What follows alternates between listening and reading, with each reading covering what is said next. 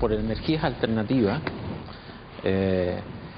podemos entender varias cosas. En la prensa ha aparecido las nuevas alternativas a los biocombustibles, la energía eólica que ha aparecido con grandes bombos en algunas notas de prensa. Pero ¿qué podemos englobar dentro de las energías alternativas? Si pudiera hacer un decálogo, así como, ¿de qué estamos hablando? A ver, lo que pasa es que se entiende por energía alternativa todo lo que no sea un hidrocarburo, pero ahí se puede clasificar energías renovables y las no renovables. Y ahí hay varias formas o han habido varios acuerdos de cómo tomarlo, ¿ya? Porque incluso las centrales hidráulicas, las megacentrales, se han tomado como que no son renovables, pero es un tema de un acuerdo. Pero en el fondo son todo tipo de alternativas que no provengan propiamente de lo que es tradicionalmente el hidrocarburo, llámese petróleo, carbón o gas natural. Y todo eso entra en este llamado energía alternativa o energía renovable, etcétera. Y en ese sentido, ¿cuáles son estas energías que son de las que más estamos hablando? Hidráulica, solar, eólica, biomasa, geotermia, mareomotriz. Ya, pero las hidráulicas se consideran también más que nada las de pasada y bajo 20 megas, porque como lo dice la ley hoy. Ya. Básicamente eso. Pero las hidráulicas son las que conocemos popularmente. Sí, pero las catalogadas son las hidráulicas de pasada, no las de embalse, que son las megacentrales conocidas históricamente. Ya. Son estas centralitas más chicas donde básicamente se aprovecha la altura para crear la energía potencial que pasa por una turbina y esa es la que genera electricidad. Es sin acumulación. Es eso. Básicamente no hay un dique. Con un impacto medioambiental bastante menor estrictamente. No se crean grandes lagunas donde antes había campos o cosas así. En ese sentido podemos hablar de energías que están mucho más ligadas al cuidado ambiental, también por lo renovables que son, ¿cierto? La verdad es que en estricto rigor no hay ninguna iniciativa de generación de energía que no cause un impacto. Toda la causa. Ahora estamos viendo que la gente de San Pedro se oponía a la explotación de la geotermia, que uno podría decir es lo más limpio, incluso se limpia, ¿ya? Pero también hay un impacto en turismo, hay un montón de... Entonces, la verdad que 000 no hay nada. ¿Ya? Y es un hecho de que nadie quiere que en el sitio al lado de su casa se instale, no sé, un generador eólico, que es algo súper limpio, ¿no? Pero... Y a mí personalmente me fascina el generador eólico, encuentro una belleza, pero entiendo que hay personas que no le gustan. Entonces, hablar de cero impacto no lo hay. Ahora, ¿cuál es más, cuál es menos?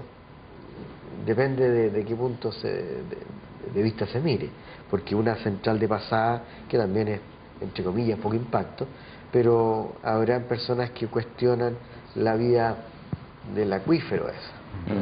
Y es muy difícil ponerse de acuerdo en este cuento. Sí. ¿Y cuál es la penetración de este tipo de energías dentro de la matriz que en este momento está funcionando? Pasa que en Chile todavía es poca porque, como comentábamos antes, son energías que en general son un poquito de mayor costo para poder partir. Entonces, como decíamos antes, en general la política en Chile ha sido de un criterio meramente económico privado, ni siquiera económico social evaluado por el gobierno, sino que económico privado. Entonces se ha orientado siempre la inversión hacia las tecnologías que han sido más rentables para los inversionistas en ese momento. En algún minuto fue la hidráulica, en otro minuto fue el gas cuando el gas era barato, y ahora lo que es barato es el carbón, y por lo tanto toda la inversión apunta al carbón. A diferencia de otros países desarrollados que han visto con más amplitud de miras este tema y que no tienen petróleo, no tienen gas o carbón, y de alguna manera han decidido invertir un poquito más en estas tecnologías renovables alternativas y han permitido que se desarrollen y se inserten en su matriz, como decíamos antes, en Alemania, en España, en Dinamarca, y ahora incluso en Estados Unidos, que a pesar de que maneja, digamos, la economía del petróleo, está sumamente interesado en subir sustancialmente la proporción de energía renovable. Entonces en Chile es incipiente, yo diría, salvo la hidráulica, que ha existido siempre, pero siempre la mini hidráulica ha sido poco competitiva respecto a los embalses, entonces no se ha desarrollado de acuerdo con su potencial. Pero cuando tú hablas de el incentivo que ha sido solamente privado, yo quiero aclarar que eso significa de que los consumidores han tenido la energía más económica, porque al final si por cualquier medio se decide cambiar un poco la política energética, implicaría de que el país está dispuesto a pagar más por su energía, y eso significa que los usuarios van a pagar más por la energía que van a consumir. 1% o 50%, bueno, es un tema que hay que definir, digamos, pero evidentemente el modelo que ha optado Chile ha sido el óptimo económico, que le ha permitido a los chilenos, dentro de nuestro contexto, optar a la energía más económica. Por eso, tomando en cuenta lo que decía, de que solamente el mercado sea el que siga regulando qué alternativas se utilizan. Por supuesto, porque el modelo ha sido un modelo de mercado. De hecho, incluso donde no había mercado se simuló un mercado, y hoy día realmente se ha creado un mercado, ¿ya? Y en ese sentido Chile fue súper innovador, fue uno de los pioneros en el desarrollo de esta liberación del mercado eléctrico. ¿Ya? Se quedó un poco atrás, por no decir muy atrás, porque indudablemente hoy día hay países mucho más modernos que nosotros en nuestra legislación, pese a la ley corta. O sea, estamos muy por atrás de lo que han hecho otros países, pese a que Chile fue muy innovador al comienzo.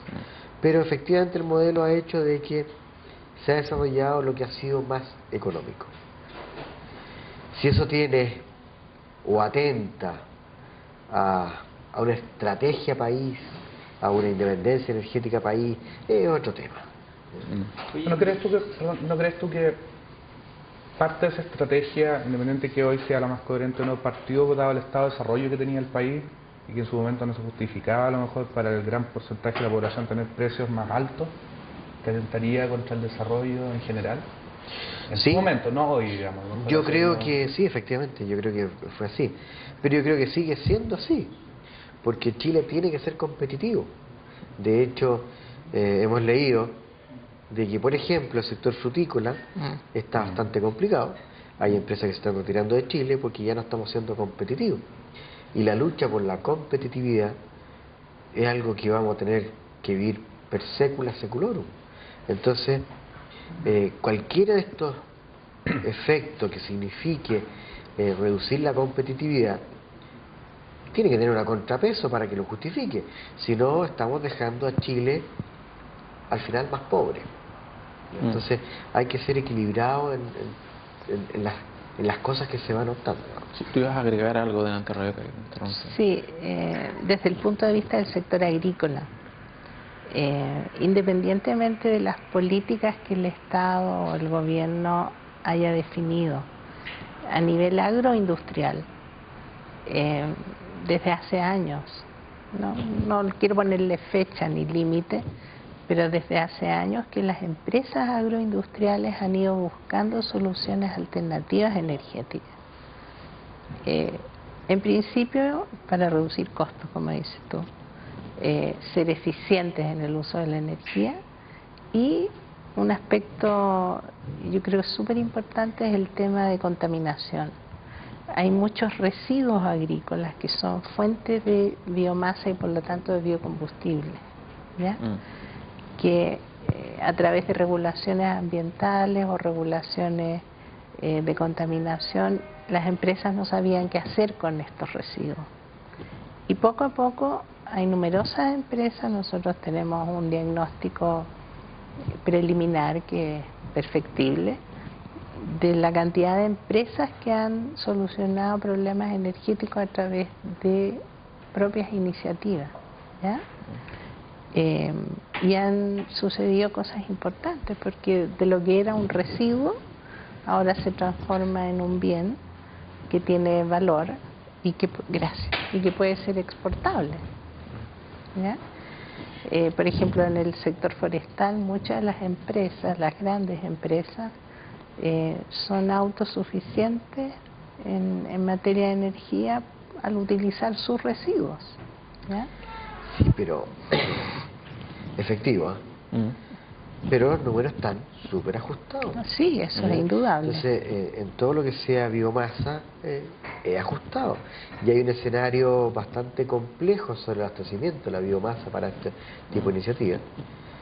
Por otro lado, está todo lo que es biogás, que también hay un tema súper interesante, que es toda la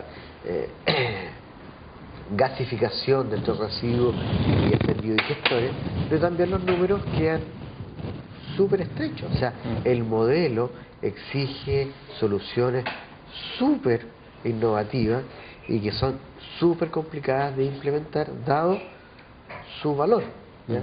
Y cuando uno habla de su valor, habla del costo de inversión y el costo de operación, y al final la ecuación del valor actualizado neto es la que va a mandar, y esa tiene que ser positiva, y no es simple en este escenario.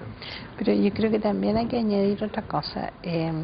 Nosotros, yo hablo desde el punto de vista del sector agrícola, tenemos un modelo exportador, y por lo tanto los mercados son cada vez más exigentes en lo que se refiere a trazabilidad de productos y a calidad de productos que sean ambientalmente obtenidos bajo buenas prácticas agrícolas, desarrollo de mecanismos limpios, todo lo que tú quieras.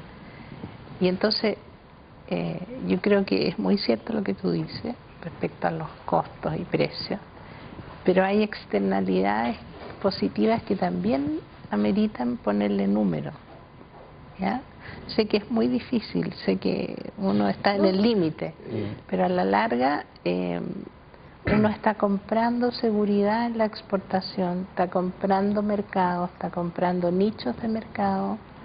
Si tú, por ejemplo, exportas una manzana y tu predio tiene una eficiencia energética, tu packing sube el interruptor de una energía limpia, alternativa, yo creo que es súper interesante cuantificar las externalidades positivas al hecho de ingresar en la matriz energética energías renovables no convencionales. Yo quisiera tocar algo en ese sentido también, antes que se me vaya al hilo de lo que dijimos antes. Yo creo que en el costo de las energías, cuando uno dice, mira, Chile ha privilegiado la energía más barata, quizás efectivamente para el bolsillo del chileno lo más barato ha sido quemar un combustible de cierto tipo. Pero realmente el país como país o la autoridad en este sentido a lo mejor no está mirando el costo total de producir energía con una cierta tecnología.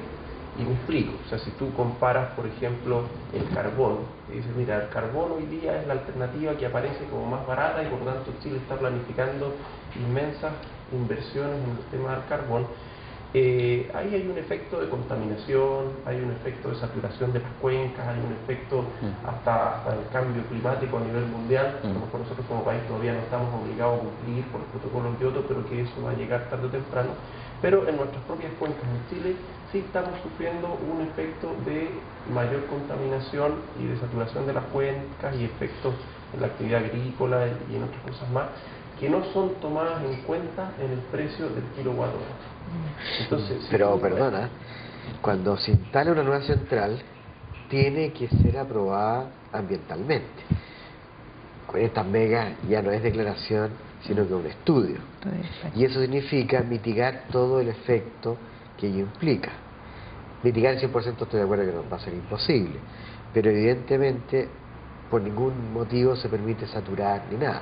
Entonces, conceptualmente hablando, una energía renovable es tan limpia como una no renovable, de momento de que la no renovable hace un estudio y se compromete a mitigar el 100% el impacto. Sí, pero sería un pequeño problema. Se supone que la ley está dictaminando absolutamente cuáles son todos los impactos que tú tienes que mitigar, cosa que no es real, ¿verdad? Por eso yo estoy de acuerdo con lo que tú dices, que tú puedes montar en Santiago, bajo ciertos esquemas, tú podrías montar una central termoeléctrica chica, diésel, que abata por ejemplo, todas las emisiones que midan y que se requieren. Sin embargo, eso jamás va a ser tan ambientalmente amigable como poner una central de pasada, a pesar que ambas cumplan la ley. No estoy tan claro, porque hoy día la ley de alguna manera te abre el espacio de discusión pública. Entonces al final opinan gente técnica y no técnica, y en ese sentido hay exigencias medioambientales que no tienen un origen técnico, ¿ya? Y que se hace amigable con el estudiante. O sea, estoy haciendo un poco abogado del diablo, pero la verdad es de que si nosotros seguimos el espíritu y la letra de la ley, las megacentrales son tan limpias como la energía alternativa, de acuerdo a si cumplen el protocolo completo y si le creemos al sistema. Claro, pero volviendo a lo que decía Alfredo, que estamos hablando de otro tema, de un estímulo que obviamente no está en la ley, de una visión del mercado que no está en la ley y que tiene que ver con adelantarse a ciertas tendencias también, y más que nada de una opción, ¿ah? O sea, yo creo que, bueno, en ese tema podemos debatir mucho rato, pero simplemente lo que hacen los sistemas de evaluación de impacto ambiental es acotar los impactos. Entonces, si antes una central de carbón sin ningún filtro emitía 1000, hoy día te han dicho, mire, yo quiero que esto usted lo reduzca y no pase de 100. Pero si tú comparas eso con una central hidráulica de pasada o con una central eólica que emite 0, evidentemente 100 es más que 0, y ahí estamos teniendo contaminantes a la atmósfera y estamos colaborando a que los niños se enfermen y que vayan al doctor, y enfermedades pulmonares y una serie de cosas derivadas de la contaminación que no las paga el generador de energía, las paga el resto de la sociedad en forma de una consulta médica, en forma de la menor productividad, en forma de una serie de cosas. Entonces, yo sé que es difícil darse cuenta, es muy difícil, y la fórmula existe. O sea, lo mejor que puede hacer la autoridad en ese caso no puede decir me quedo sin energía, dice necesito energía térmica y voy a tratar de limitar los niveles de contaminación. Pero indudablemente... No, pero al margen de eso, perdón, es donde la instale. Yo la instalo en la mitad del desierto, a qué población afecto, y al final el tema no es la emisión, al final es la concentración que tengo en un determinado punto. Entonces, si tengo una atmósfera que es capaz de dispersar, no hay ningún efecto.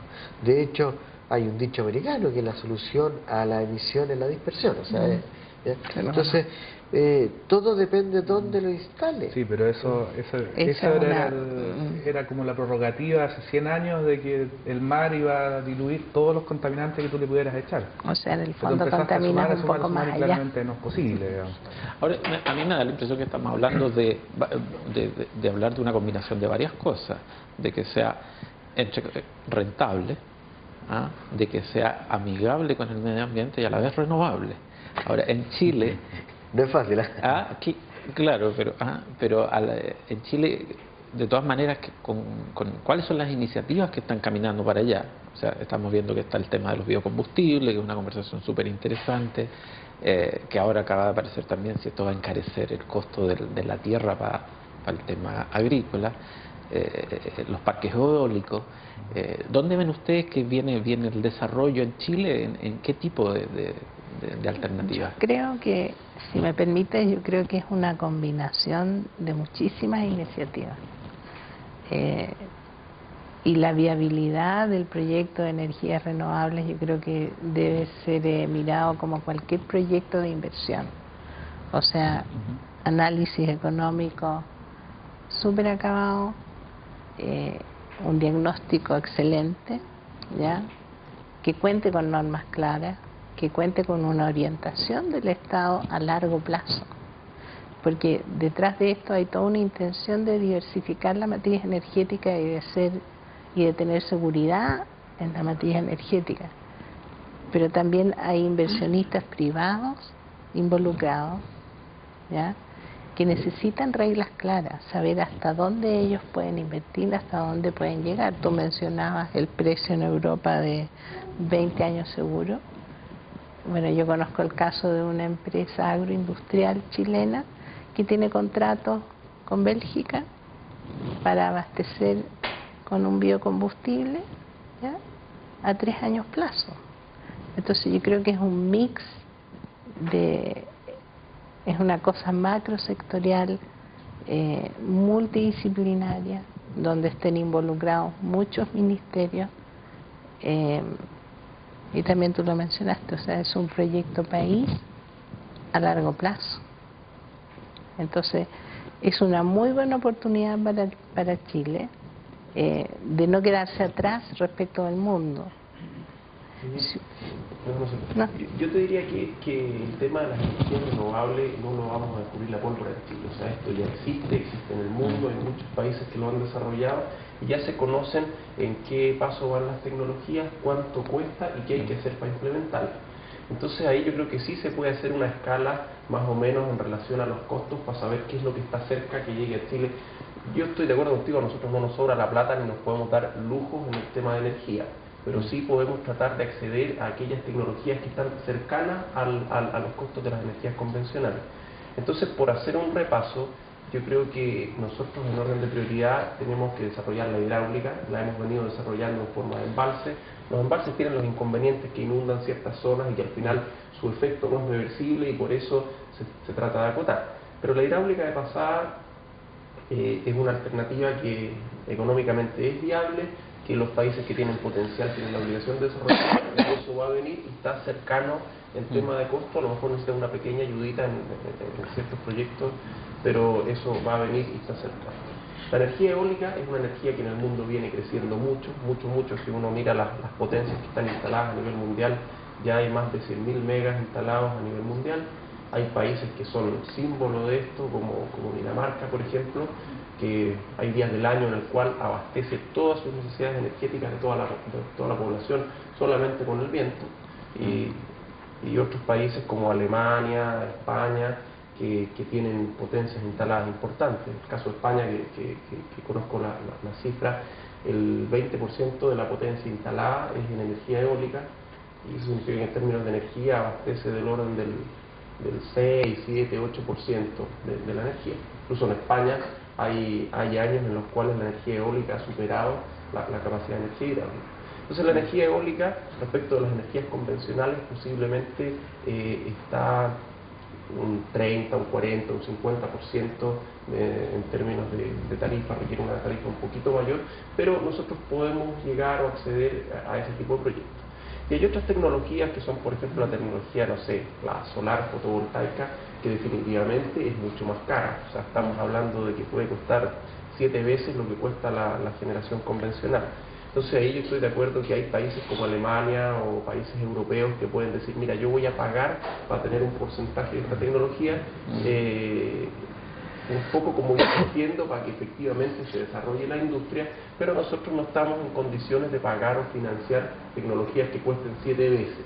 Pero sí estamos en condiciones de hacer un esfuerzo y empezar a introducir tecnologías que cuesten 30, 40% más, porque es un esfuerzo marginal, y en estas proporciones en las que van a entrar estas energías a la matriz energética no se trata de reemplazar todo por algo que me cueste 40% más. Pero si yo voy a reemplazar, como está esbozado en la ley, primero voy a tener una meta de que el 5% de la energía sea renovable y después lo voy subiendo al 10%, lo que sea.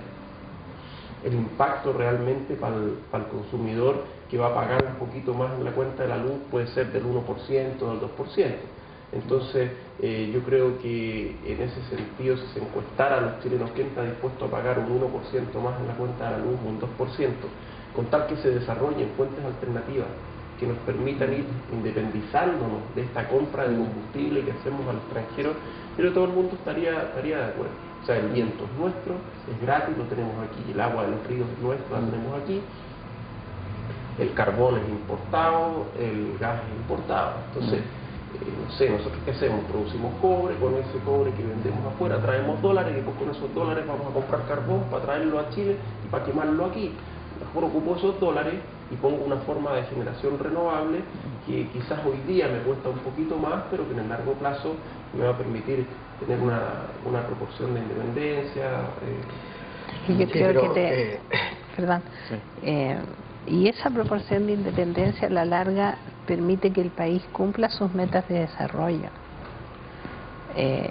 mantenga su PIB, por ejemplo, aumente el ingreso per cápita, cree polos de desarrollo en distintas regiones. ¿Ah? La energía es básica, o sea, nosotros no podemos darnos el lujo de depender de una energía externa, teniendo alternativas. A lo mejor no nos podemos comparar con Brasil, que va a ser exportador y es exportador de etanol, o con Argentina, que quiere ser exportador de biodiesel a la Unión Europea. Pero para nuestras soluciones regionales, para nuestra realidad nacional, yo creo que nosotros podemos hacer algo interesante. Sí, yo quería aportar algo, quería aportar algo específicamente. Creo que Alfredo exactamente en varias cosas.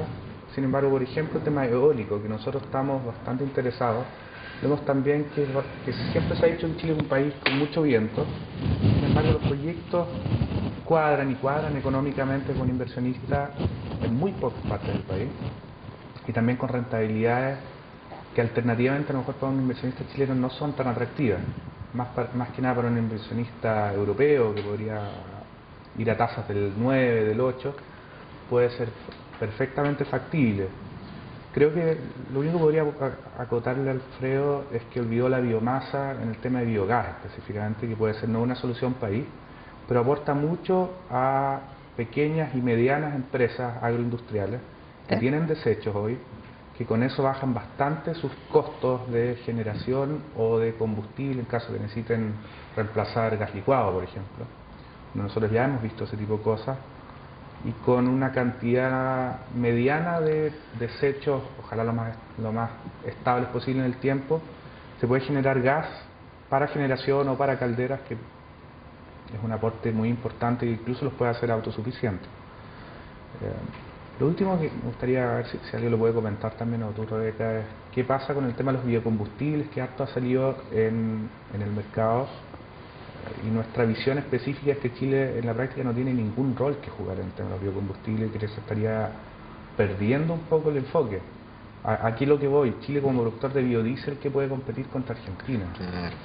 O sea, los campos en Chile tienen que estar para otra cosa. Pero ¿no? antes de pasar al biodiesel, que es un tema súper interesante, yo quiero dejar en claro de que vemos claramente de que esto pasa por cambiar el modelo, de un modelo plenamente economicista del desarrollo de la energía a un modelo que tenga una componente distinta y que esté dispuesto a dejar de ser el óptimo económico. En un 1%, en un 10%, es una definición país. ¿Ya? Así que evidentemente privado y de corto plazo, porque no, como país, Ahora, si nosotros vamos como país, hay un tema que aquí es súper importante y que no se ha abordado, que es la ley de exploración y explotación de los hidrocarburos. Y tenemos el caso de Brasil, que tenía un modelo muy parecido al chileno, que era absolutamente insuficiente como productor, y sin embargo hace 5 años atrás se abrió, y hoy día es casi exportador de hidrocarburos. ¿Por qué? Porque se abrió a iniciativas que cuando era estatal no estaba abierto. Y yo creo de que aquí en Chile hay bastante alternativas y posibilidades. De hecho, ENAP abrió la posibilidad de licitar unos pozos en Tierra del Fuego, y tuvo una tremenda aceptación. O sea, creo que llegaron algo de 15 consorcios internacionales a postular y a ver eso, pese a que iba restrictivo, a que eran condiciones de ENAP. O sea, estamos sobrevalorando el cuento. Si nosotros innováramos en la ley e hiciéramos una ley parecida, no sé si parecida, pero del mismo corte de lo que fue el desarrollo minera con la ley minera, a lo mejor estaríamos en otro pie. Entonces, si es por autosuficiencia y si es por eficiencia en lograr independencia energética, habría que mirar esa ley. Y lo segundo es que el modelo tendría que ser cuestionado, o cuestionado entre comillas, innovado, de manera de agregar este concepto, que es lo mismo que va a pasar si queremos desarrollar los biocombustibles. Y porque evidentemente biocombustible significa cultivos extensivos. ¿Y qué tenemos nosotros como Chile, como país, que competir en extensivos sobre Argentina, Brasil? Entonces, claro, en ese sentido se torna bastante extraño, ¿no? Pero no sé si... ¿Qué opinas tú, Rebeca? Voy a tratar de ser lo más imparcial posible, ya sin ponerme la camiseta del sector agrícola ni de mi profesión. Nosotros tenemos en el Ministerio de Agricultura muy claro de que nuestra participación en la matriz energética va a ser, por ponerle un nombre, importante desde el sector agrícola, a lo mejor no en cantidad, y que nosotros no le vamos a solucionar el tema energético al país, ¿ya? Si uno piensa que nuestro país tiene 75 millones de hectáreas y va restando lo que son bosques, lo que son cordilleras, lo que son lagos, al final nos vamos quedando con 1,8 millones de hectáreas aptas para el cultivo. Y de esas 1,8 millones, 1,3 millones son regables, ¿ya? Nosotros tuvimos la oportunidad de ir en una misión público-privada hace poco tiempo atrás a Brasil a ver el tema de biocombustible. Lo que a Brasil le sobra, de descontar de sus 800 y tantas millones de hectáreas, sus cultivos, sus bosques, sus zonas secas, y etcétera, etcétera, a ellos les sobran 92 millones de hectáreas. Contra 1, Contra 1, ¿Ya? Contra 1, pero nosotros tenemos una visión que a lo mejor para el sector agrícola es importante. O sea, no es que a lo mejor es importante para el sector agrícola, porque como yo señalaba, tomando en cuenta el tema ambiental, de residuos, de polos de desarrollo, son innumerables las consultas, los llamados que nosotros recibimos en el Ministerio de parte del sector privado de agricultores que están interesados en, una vez que salgan las normas técnicas que ya estarían pronto a salir, la de etanol y biodiesel, para invertir en el país, ¿ya? Son innumerables. Acá tenemos representantes de consorcios, digamos, europeos, alemanes, israelitas, de la India, de Estados Unidos, de Austria, empresas industriales que nos venden, digamos, nosotros no tenemos recursos en nuestra oficina, pero nos venden llave en mano la planta industrial para procesar biodiesel.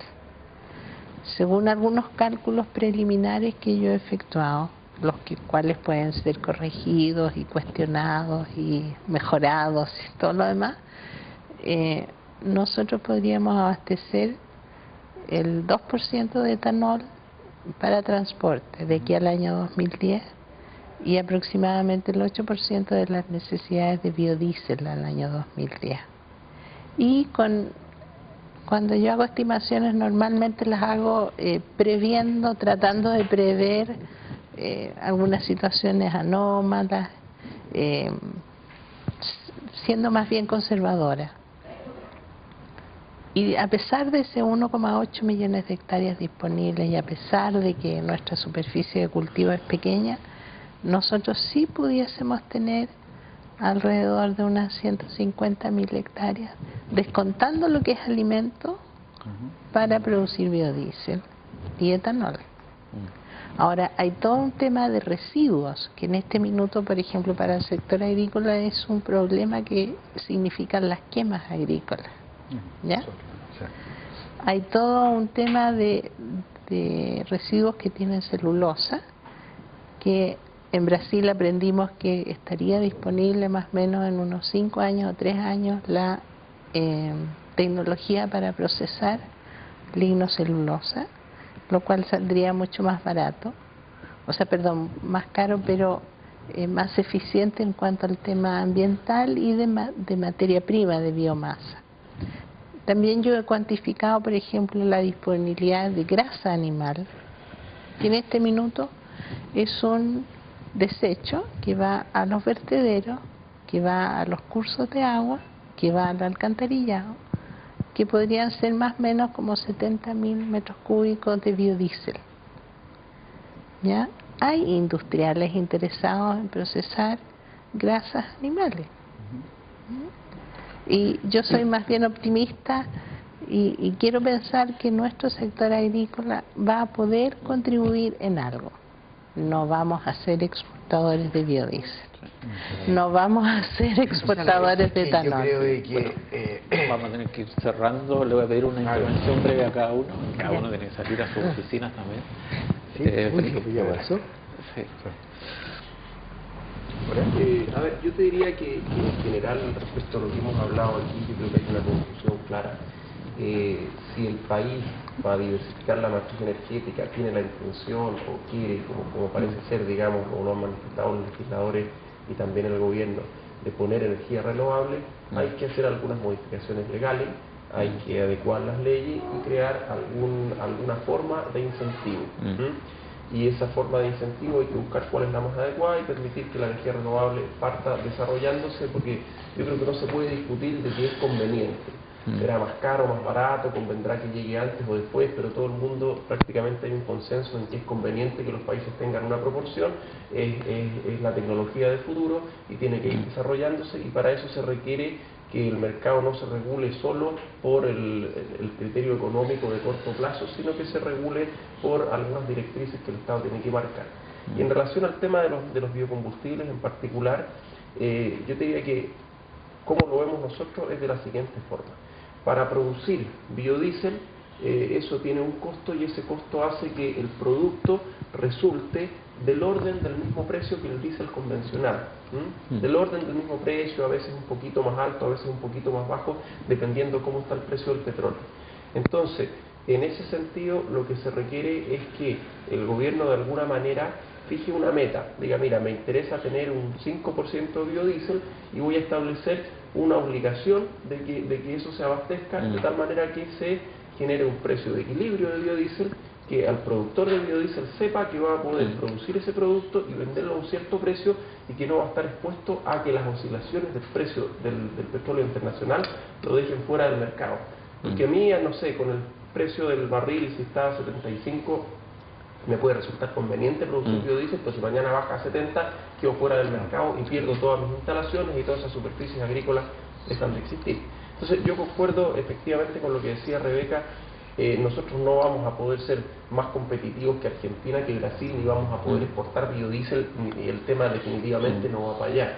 Pero sí podemos ayudar a nuestro sector agrícola a que tenga una cantidad de hectáreas dedicadas a cultivos que permitan hacer biodiesel, Serraps o cualquier otro, y eso le permite vivir mejor a una proporción importante de nuestro país que está en el sector agrícola. Y a nosotros no nos cuesta más, digamos. Nos cuesta más o menos lo mismo, pero si lo regulamos y lo estabilizamos, podemos perfectamente tener una proporción de biodiesel. Igual con la energía renovable, podemos tener una proporción de energía renovable. Por lo tanto, yo creo que en Chile estamos a puertas de eso. Tanto los diputados como los senadores lo han manifestado así en 2 proyectos de ley que han planteado, y el Ejecutivo también a través del último proyecto de ley que tiene en trámite en el Congreso. O sea, yo creo que existe la voluntad política, existe la voluntad parlamentaria, existen los empresarios con las ganas y la capacidad, y estamos muy cerquita de que esto se concrete aquí en Chile. Bueno, harto tema tenemos todavía para conversar de esto, pero se nos acabó el tiempo, así que espero invitarlos en otra oportunidad a que nos juntemos aquí a... Sí, porque hay un tema que se quedó fuera aquí de este importante punto, que es la eficiencia energética. Sí. Sí. Yo creo que es la energía más económica, evidentemente. Y creo que Chile tiene grandes espacios, hay mucho que hacer, mucho se habla, mucho se escribe, pero al final no es mucho lo que se hace y es una gran oportunidad. Bueno, gracias por haber asistido. No, pero ¿te puedo interrumpir? Sí. Yo creo que nosotros estamos invitados a la Escuela de Comunicaciones y nosotros vemos desde el punto de vista del sector agrícola que es básico, pero es elemental de que exista una educación al consumidor, una educación a la población. ¿De qué se está hablando? ¿Qué alternativas hay? O sea, está todo el programa de eficiencia energética, pero yo creo que falta, mi modesta opinión, es una cultura energética, exactamente. De que eso lleva a un ahorro. Yo tuve la oportunidad de ir a una presentación del ministro Tocman, que no me acuerdo bien las cifras, pero las puedo corregir, que creo que con el 5% de ahorro, nosotros en un lapsus de aquí al 2014, ahorrábamos el equivalente a 61 millones de dólares, algo así, o no sé cómo era, pero no me acuerdo las cifras exactas. Pero era increíble la cantidad de lo que el país ahorraba. Entonces ustedes como comunicadores tienen una labor pero muy importante. Bueno, los voy a invitar a que sigan colaborando entonces ustedes con la información y con la experiencia que tienen. Así que muchas gracias por venir a esta reunión. Gracias por invitarnos.